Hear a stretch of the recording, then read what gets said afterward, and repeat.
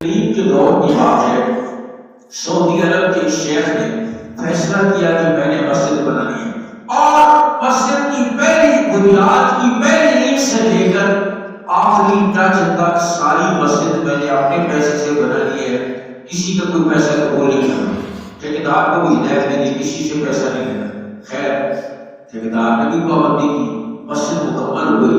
شیخ نے خواب میں دیکھا کہ جنت کے دروازے پر کھڑا ہوں، ایک محل ہے جس پر میرا نام لکھا ہوا ہے، میں نے اس میں داخل ہونا چاہا، فرشتوں نے مجھے روک دیا، کہا کہ تم نہیں داخل ہو سکتے۔ میں نے کہا میرا محل ہے، میرا نام لکھا ہوا ہے۔ کہا تمہارا محل ہے، نام بھی تمہارا لکھا ہوا ہے، لیکن ابھی تم دنیا میں زندہ ہو، یہاں مرنے کے بعد آؤ۔ یہاں صاحب دیکھا کہ ایک اور محل ہے جس پر ایک خاتون کا ایک عورت کا نام لکھا ہوا ہے۔ شیخ نے خواب کی فرشتوں سے پوچھا یہ محل کس کا ہے؟ کہا یہ اس عورت کا ہے جس نے مسجد کی تعمیر میں تعاون کیا تھا۔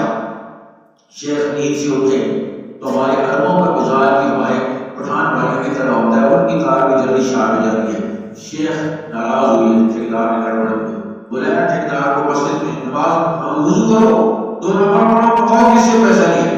اس نے کہا نہیں لیا، مجھے کیا ضرورت تھی پیسے لینے؟ کہا نہیں کچھ ضرورت نہیں، سوچو۔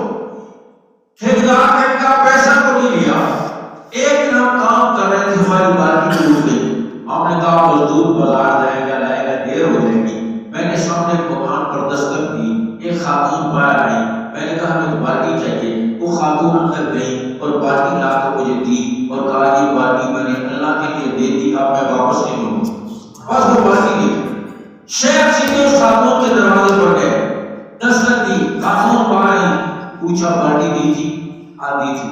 شیخ کہنے لگے 50,000 گیا، 50 لاکھ ریال، اس بارکی کی قیمت لے لو، لیکن قیمت لے لو۔ وہ خاتون کہنے لگی جو تم دے چکے ہو میں بھی دے چکی ہوں، جو تم دے چکے ہو میں بھی دے چکی ہوں، اب تم 50 لاکھ نہیں 50 کروڑ ریال کی دو تو میں اس بارکی کی قیمت دینے کے لیے تیار نہیں ہوں۔ میرے دوستو اللہ رب العزت کو اپنے گھروں کی تعمیر میں اتنا سا تعاون دی، اتنا محبوب ہے، اس لیے کہ گھر اللہ کا ہے، اللہ کی نسبت سے یہ تعاون ہے